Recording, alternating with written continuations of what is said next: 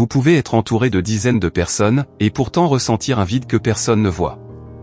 La solitude n'est pas toujours une absence de compagnie. Parfois, elle apparaît même au milieu des conversations, des relations et des moments partagés. Beaucoup de personnes vivent cette sensation étrange d'être présentes physiquement, mais profondément déconnectées émotionnellement, sans comprendre pourquoi leur esprit crée cette distance intérieure. Bienvenue dans cet espace de compréhension de la psychologie humaine et des émotions modernes, où nous cherchons à mieux comprendre l'anxiété, les relations, les pensées internes et les mécanismes invisibles qui influencent notre comportement quotidien. Aujourd'hui, nous allons explorer pourquoi certaines personnes se sentent seules même lorsqu'elles sont entourées, quels schémas psychologiques peuvent expliquer cette sensation et comment notre personnalité, nos expériences passées et nos habitudes émotionnelles façonnent notre manière de nous connecter aux autres. Si vous ne comprenez pas la source de votre solitude, vous continuerez à chercher des connexions au mauvais endroit.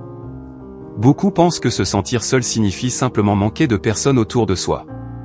Pourtant, la psychologie révèle que la véritable solitude est souvent liée à notre perception intérieure, à notre peur d'être incompris, à notre difficulté à exprimer nos émotions ou aux barrières invisibles que nous construisons pour nous protéger. Dans cette vidéo, vous découvrirez pourquoi votre esprit peut créer une sensation d'isolement même lorsque vous avez une famille, des amis ou des interactions sociales régulières. Nous analyserons les mécanismes psychologiques qui expliquent ce phénomène, les comportements qui renforcent inconsciemment cette distance émotionnelle et les changements de perception qui peuvent aider à retrouver des relations plus profondes et authentiques. Car le véritable problème n'est pas toujours le nombre de personnes qui vous entourent, mais la manière dont votre esprit interprète votre place parmi elles. Et beaucoup de personnes ne réalisent jamais que leur solitude n'est pas seulement une situation extérieure, mais un message intérieur que leur psychologie essaie de leur transmettre. Restez jusqu'à la fin, car vous comprendrez enfin pourquoi vous pouvez vous sentir seul au milieu des autres, et ce que votre esprit essaie réellement de vous révéler. Avez-vous déjà vécu ce moment où vous êtes assis avec des amis, au travail, avec votre famille, mais qu'au fond de vous, une sensation étrange apparaît, comme si personne ne vous voyait vraiment? Vous participez aux conversations, vous souriez, vous répondez aux messages, vous continuez votre routine normalement, pourtant, quelque chose semble manquer. Ce sentiment est plus fréquent qu'on ne l'imagine, et beaucoup de personnes le cachent simplement parce qu'elles ne trouvent pas les mots pour l'expliquer. La solitude n'apparaît pas toujours lorsque l'on est physiquement seul. Parfois, elle arrive précisément au milieu des autres. C'est cette impression d'être présent sans vraiment être connecté, d'écouter les conversations autour de soi tout en ayant le sentiment d'être ailleurs. Certaines personnes commencent alors à se demander, pourquoi est-ce que je ressens cela alors que j'ai des gens autour de moi? Est-ce qu'il y a quelque chose qui ne va pas chez moi? Mais souvent, le problème ne vient pas d'un manque de personnes dans votre vie. Il peut venir d'une distance invisible qui s'est créée entre votre monde intérieur et les personnes qui vous entourent. Avec le temps, nous apprenons parfois à cacher certaines émotions, à minimiser nos besoins ou à montrer seulement une partie de nous-mêmes pour être acceptés. Nous sommes entourés, mais nous ne nous sentons pas réellement compris. Imaginez une personne qui passe toute sa journée à échanger avec des collègues, à répondre aux attentes des autres, à maintenir une image de quelqu'un qui va bien. En apparence, tout semble normal. Mais lorsqu'elle rentre chez elle et que le silence arrive, elle ressent un vide difficile à expliquer. Ce n'est pas forcément parce qu'elle manque d'amour ou de relation. C'est parfois parce qu'elle a passé tellement de temps à s'adapter aux autres qu'elle a commencé à perdre le contact avec ce qu'elle ressent vraiment. Notre esprit cherche naturellement à créer des liens, mais il cherche surtout des connexions authentiques. Lorsque nous avons l'impression de devoir jouer un rôle, de cacher certaines parties de notre personnalité ou de ne jamais pouvoir être totalement nous-mêmes, une forme de solitude intérieure peut apparaître. Et ce qui rend cette situation encore plus surprenante, c'est que certaines personnes qui semblent les plus sociables sont parfois celles qui ressentent le plus cette déconnexion. Elles savent parler, rire et être présentes pour les autres, mais elles gardent une partie de leurs pensées et de leurs émotions enfermées. C'est souvent là que commence un mécanisme psychologique silencieux qui influence la manière dont nous créons nos relations et dont nous percevons notre place auprès des autres. Ce que beaucoup de personnes ne réalisent pas, c'est que la sensation de solitude n'est pas toujours provoquée par ce qui se passe autour d'elle, mais parfois par des mécanismes intérieurs qui fonctionnent automatiquement. Le cerveau cherche constamment à nous protéger, à éviter les blessures émotionnelles et à maintenir un équilibre. Mais dans certaines situations, les stratégies qu'il utilise pour nous protéger peuvent aussi nous éloigner des autres. Avez-vous déjà remarqué que vous réfléchissez beaucoup avant de parler? Que vous choisissez vos mots avec attention parce que vous avez peur d'être mal compris? Ou peut-être que vous avez déjà ressenti le besoin de cacher une opinion, une émotion ou une partie de votre personnalité pour éviter le jugement? Ces petits comportements semblent insignifiants au quotidien, mais répétés pendant des mois ou des années, ils peuvent créer une séparation invisible entre vous et les autres. Le cerveau humain apprend grâce aux expériences passées. Lorsqu'une personne a vécu des moments où elle s'est sentie rejetée, critiquée ou ignorée, elle peut commencer inconsciemment à développer des protections. Elle devient plus prudente, observe davantage les réactions des autres, partage moins ce qu'elle ressent réellement. Le problème, c'est que cette protection peut donner l'impression d'être en sécurité tout en empêchant la création de liens profonds. Imaginez quelqu'un qui arrive dans un groupe de nouvelles personnes. Au lieu de participer naturellement, cette personne analyse chaque réaction. Est-ce que ce que je viens de dire était bizarre? Est-ce qu'il m'apprécie vraiment? Est-ce que je parle trop? Pendant que les autres vivent simplement le moment, son esprit est occupé à chercher des signes de danger. Elle est physiquement présente, mais mentalement enfermée dans une surveillance constante. Ce phénomène explique pourquoi certaines personnes disent « Je connais beaucoup de monde, mais personne ne me connaît vraiment ». Elles ont des interactions, des conversations, parfois même une vie sociale active, mais elles ne montrent qu'une version contrôlée d'elles-mêmes. Les autres rencontrent alors une image partielle, tandis que la personne garde ses pensées profondes, ses peurs et ses émotions cachées. Le plus difficile à accepter, c'est que ce comportement n'est pas toujours conscient. La personne ne décide pas volontairement de créer une distance. Elle suit simplement un schéma appris avec le temps. Son esprit pense agir pour éviter la douleur, mais il peut aussi empêcher l'apparition de cette proximité qu'elle recherche justement. Et c'est ici qu'apparaît une contradiction importante. Plus une personne a peur de ne pas être acceptée, plus elle peut essayer de contrôler ce qu'elle montre aux autres, et plus elle risque de ressentir qu'aucune relation n'est réellement profonde. Ce paradoxe influence beaucoup plus nos relations que nous ne l'imaginons, car parfois la barrière entre nous et les autres n'est pas visible à l'extérieur, elle se construit silencieusement à l'intérieur. Le plus grand danger de cette distance intérieure, c'est qu'elle ne reste pas seulement dans vos pensées. Avec le temps, elle commence à influencer votre manière d'agir, votre comportement social et la façon dont les autres vous perçoivent. Beaucoup de personnes ne remarquent même pas que leur solitude transforme progressivement leur façon de communiquer, de créer des liens et de se présenter au monde. Par exemple, une personne qui a peur d'être jugée peut commencer à parler moins lors des conversations. Elle écoute davantage, observe les réactions des autres, mais partage rarement ce qu'elle pense vraiment. Au début, cela peut sembler être simplement de la discrétion ou de la réserve. Pourtant, petit à petit, les autres peuvent interpréter ce comportement d'une autre manière, ils peuvent croire que cette personne n'est pas intéressée, qu'elle préfère rester distante ou qu'elle n'a pas envie de créer une connexion. C'est ainsi qu'un cercle invisible peut se former. La personne ressent qu'elle n'arrive pas à se rapprocher des autres, alors elle se protège encore davantage. Elle devient plus silencieuse, plus prudente, moins spontanée. Mais en retour, les autres ont moins d'occasions de découvrir sa véritable personnalité. La distance qu'elle ressent finit alors par être renforcée par ses propres réactions. Ce mécanisme peut aussi toucher la confiance en soi. Lorsque quelqu'un accumule les expériences où il se sent incompris ou déconnecté, son cerveau peut commencer à chercher des preuves qui confirment cette impression. Une réponse courte à un message devient un signe de rejet. Une invitation qui n'arrive pas devient une preuve que personne ne pense à lui. Une conversation moins chaleureuse devient la confirmation qu'il n'est pas vraiment apprécié. Mais dans de nombreuses situations, la réalité est plus complexe. Les autres personnes ont aussi leurs propres préoccupations, leurs propres insécurités et leurs propres difficultés. Pourtant, lorsque notre esprit est déjà habitué à chercher une distance, il peut interpréter les situations quotidiennes à travers ce filtre émotionnel. Avec le temps, cela peut modifier notre présence sociale. Certaines personnes deviennent celles qui sourient toujours mais ne parlent jamais de ce qu'elles ressentent. D'autres deviennent très indépendantes, au point de ne plus demander d'aide même lorsqu'elles en auraient besoin. Certaines évitent les nouvelles rencontres non pas parce qu'elles n'aiment pas les gens, mais parce qu'elles anticipent déjà une possible déception. Ce qui est particulièrement intéressant, c'est que ce comportement peut donner une impression de force extérieure alors qu'à l'intérieur, la personne ressent souvent un besoin profond d'être comprise. Elle semble autonome, calme ou même distante, mais derrière cette apparence se trouve parfois une envie simple, pouvoir être soi-même sans avoir peur d'être rejeté. Et lorsque cette dynamique s'installe pendant longtemps, elle influence même la manière dont nous choisissons nos relations, les personnes vers lesquelles nous allons et les situations que nous évitons. Car la solitude n'agit pas seulement sur nos émotions, elle peut aussi modifier silencieusement nos décisions quotidiennes et la manière dont nous construisons notre vie sociale.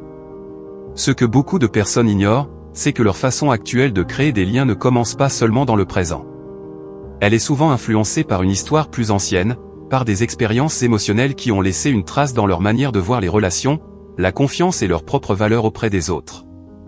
Notre esprit garde en mémoire certaines situations importantes, surtout celles qui ont provoqué une forte émotion. Une critique répétée, une période où l'on s'est senti exclu, une relation dans laquelle nos émotions n'étaient pas prises en compte ou un moment où nous avons eu l'impression de ne pas être suffisamment compris peuvent créer des associations profondes. Même lorsque l'événement est terminé depuis longtemps, la sensation qu'il a provoquée peut continuer à influencer nos réactions.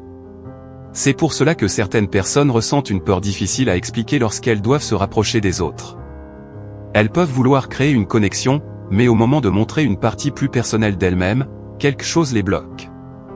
Leur esprit se souvient d'anciennes blessures et déclenche une forme de protection, ne montre pas trop, ne t'attache pas trop vite, garde une distance pour éviter de souffrir. Le plus surprenant, c'est que ces réactions peuvent apparaître même lorsque la situation actuelle est différente. Une personne bienveillante peut être présente devant nous, mais notre cerveau peut encore réagir comme s'il devait se protéger d'une ancienne expérience. Ce n'est pas la personne actuelle qui provoque cette distance, mais la mémoire émotionnelle associée à des moments passés. Imaginez quelqu'un qui, pendant son enfance ou son adolescence, a souvent eu le sentiment de devoir mériter l'attention des autres. Plus tard, cette personne peut devenir très attentive aux besoins des autres, toujours disponible, toujours prête à aider. Pourtant, au fond, elle peut avoir du mal à croire qu'on puisse simplement l'apprécier pour qui elle est. Elle donne beaucoup, mais elle montre rarement ses propres vulnérabilités. C'est ainsi que certains schémas émotionnels se répètent. Une personne peut choisir des relations où elle se sent obligée de prouver sa valeur, puis ressentir une nouvelle fois cette impression de ne pas être réellement vue. Sans s'en rendre compte, elle recrée parfois des situations qui ressemblent à celles qu'elle connaît déjà, simplement parce que son esprit recherche ce qui lui est familier. Comprendre cela ne signifie pas rester prisonnier du passé. Cela permet surtout de remarquer que certaines réactions actuelles ne viennent pas toujours de la réalité du moment, mais d'une ancienne manière de se protéger. La solitude ressentie aujourd'hui peut parfois être liée à une ancienne peur qui continue de guider nos comportements. Et c'est précisément là que se trouve un élément essentiel, pour changer la manière dont nous vivons nos relations, il ne suffit pas seulement de rencontrer plus de personnes. Il faut aussi comprendre ce que notre esprit essaie de protéger depuis longtemps, car certaines barrières que nous rencontrons aujourd'hui ont commencé à se construire bien avant que nous en prenions conscience. La première étape pour transformer cette sensation de solitude n'est pas de chercher immédiatement à la faire disparaître. Beaucoup de personnes essaient de remplir ce vide en ajoutant toujours plus d'activités, plus de conversations, plus de contacts ou plus de distractions. Pourtant, même avec une vie remplie, cette sensation peut revenir. Pourquoi ? Parce que le problème n'est pas toujours l'absence de personnes autour de soi, mais parfois la manière dont nous interprétons notre relation avec les autres et avec nous-mêmes. Prendre conscience de ses propres schémas change déjà beaucoup de choses. Lorsque vous comprenez que votre esprit peut parfois vous pousser à vous protéger, à vous éloigner ou à cacher certaines parties de votre personnalité, vous commencez à observer vos réactions différemment. Au lieu de penser « je suis seul parce que personne ne s'intéresse à moi », une autre question devient possible « est-ce que je laisse réellement les autres me connaître ?» Cette différence semble petite, mais elle modifie complètement la façon dont nous regardons nos expériences. Une personne qui se sent ignorée peut interpréter chaque silence comme un manque d'intérêt. Une autre personne, avec une perception différente, peut comprendre qu'un silence n'est pas forcément un rejet. Il peut simplement être un moment normal dans une relation, une personne occupée ou une situation sans lien avec sa propre valeur. Cela ne signifie pas qu'il faut ignorer ses émotions ou prétendre que tout va bien. La solitude est une expérience réelle, parfois difficile, qui mérite d'être écoutée. Mais il existe une différence entre ressentir une émotion et laisser cette émotion définir toute notre vision de nous-mêmes et du monde. Changer sa perception demande du temps, car les habitudes émotionnelles ne disparaissent pas en quelques jours. Une personne qui a passé des années à se protéger ne va pas soudainement devenir totalement ouverte et confiante. Le changement commence souvent par de petites prises de conscience, remarquer une pensée automatique, oser exprimer une opinion sincère, accepter d'être imparfait dans une conversation ou permettre à quelqu'un de découvrir une partie plus authentique de soi. La véritable transformation n'est donc pas de ne plus jamais ressentir de solitude.